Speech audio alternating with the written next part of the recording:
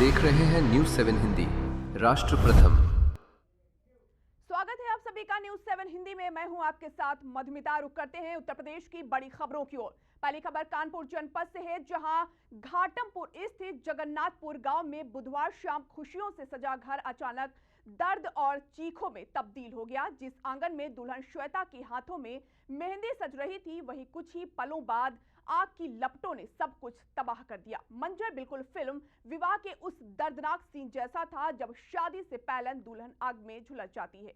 घर में बारात के स्वागत की तैयारियां चल रही थी, रिश्तेदार नाच गाने में मग्न थे और रसोई में पकवान बन रहे थे। तभी गैस सिलेंडर के पाइप से अचानक लीकेज शुरू हो गई और देखते ही देखते आग ने विकराल रूप ले लिया। अफरा तफरी के बीच खौलते तेल की कढ़ाई पलट गई। दुल्हन श्वेता, उसके पिता जगदीश प्रसाद और फोटोग्राफर समेत 12 लोग आग और गर्म तेल की चपेट में आकर बुरी तरह झुलस गए। कुछ ही मिनटों में खुशियों का घर मातम में बदल गया। गांव में चीख पुकार मच गई। सूचना मिलते ही फायर ब्रिगेड और पुलिस मौके पर पहुंची और आग पर काबू पाया। सभी घायलों को गंभीर हालत में कानपुर रेफर किया गया है।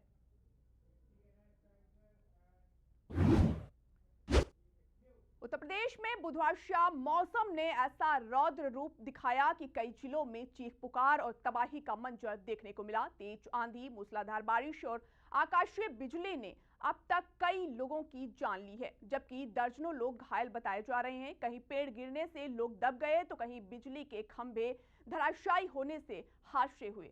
कई इलाकों में बिजली व्यवस्था भी पूरी तरह चरमरा गई। मौसम के इस कहर पर मुख्यमंत्री योगी आदित्यनाथ ने गहरा दुख जताया है। उन्होंने अधिकारियों को निर्देश किया है कि 24 घंटे के भीतर पीड़ित परिवारों को मुआवजा दिया जाए और सभी जिलों के डीएम और खुद फील्ड में उतरकर हालात का जायजा लें। सीएम ने साफ कहा कि पीड़ितों की अनदेखी किसी भी हालत में बर्दाश्त नहीं की जाएगी।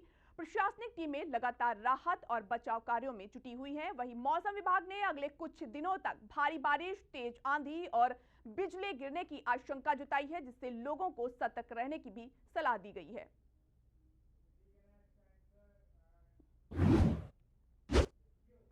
लखनऊ के बैकुंठधाम श्मशान घाट पर गुरुवार को प्रतीक यादव का अंतिम संस्कार बेहद ही भावुक माहौल में किया गया। समाजवादी परिवार के इस दुखद क्षण में हजारों समर्थकों और शुभ चिंतकों की भीड़ उमड़ पड़ी। जैसे ही प्रतीक यादव की अंतिम यात्रा शुरू हुई, पूरे रास्ते लोगों का हुजूम उनके अंतिम दर्शन के लिए टूट पड़ा। हर आंख नम थी और माहौल गमगीन नजर आया। प्रतीक यादव को उनके ससुर अरविंद सिंह बिष्ट ने मुखाग्नि दी। इस दौरान सपा प्रमुख अखिलेश यादव, शिवपाल यादव, पत्नी अपर्णा यादव, दोनों बेटियां और परिवार के सभी सदस्य मौजूद रहे। परिवार के चेहरों पर गहरा दुख साफ दिखाई दे रहा था। बता दें, बुधवार को प्रतीक यादव के अचानक निधन की खबर से राजनीतिक और सामाजिक जगत में शोक की लहर दौड़ गई थी। अंतिम संस्कार के दौरान समर्थकों ने नम आंखों से उन्हें अंतिम विदाई दी।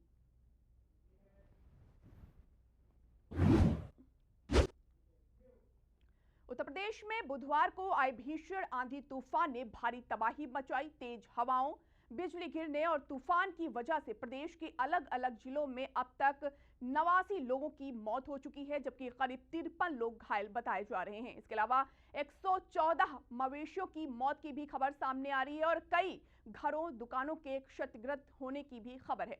इस बीच बरेली से सामने आया एक वीडियो सोशल मीडिया पर तेजी से वायरल हो रहा है। वीडियो में देखा जा सकता है कि एक शख्स बारात घर के टीन शेड के पोल को पकड़कर खड़ा था। तभी तेज हवा का जोरदार झोंका आया और उसे करीब 500 फीट ऊपर उछालकर खेत में पटक दिया। हादसे में युवक के हाथ पैर टूट गए और उसे तुरंत अस्पताल में भर्ती कराया गया है। वीडियो देखकर लोग हैरान हैं कि हवा का झोंका इतना खतरनाक भी हो सकता है। अब घायल युवक सामने आया है और उसने बताया कि तूफान के दौरान वह खुद को बचाने की कोशिश कर रहा था, लेकिन अचानक तेज हवा ने उसे हवा में उड़ा दिया। मामला ये है कि मतलब हवाएं आई, हमें नहीं पता था कितनी तेज आई कितनी आई। रस्सी पकड़े थे तो बाइक के साथ चले गए ऊपर, करीब 50 फीट ऊंचाई से। मतलब जिस तरह से मतलब इधर धर में है, इसी गाड़ी में धीरे हाथ में जी, मतलब ज्यादा है घर में, सांस लेने में दिक्कत हो रही है।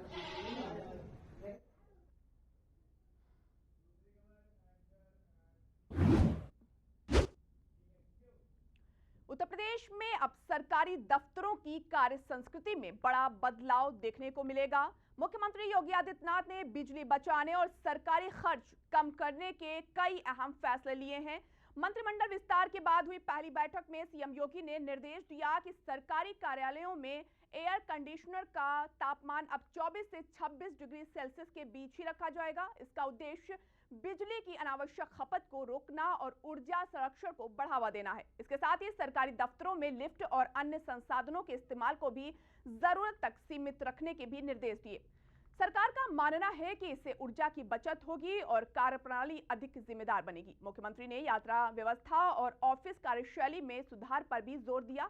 इतना ही नहीं, 50 से अधिक कर्मचारियों वाले संस्थानों में सप्ताह में कम से कम 2 दिन वर्क फ्रॉम होम व्यवस्था अपनाने की भी बात कही गई है। माना जा रहा है कि इन फैसलों से सरकारी खर्च कम होगा, बिजली की बचत होगी और पर्यावरण संरक्षण को भी बढ़ावा मिलेगा। HERO hero. पापा, ये हीरोज कौन होते हैं? हीरोज हर जगह होते हैं, फिल्मों में, फिल्मों के बाहर भी। और ये हीरोज दिखते कैसे हैं? हीरोज सबसे अलग होते हैं, लेकिन अलग दिखते नहीं।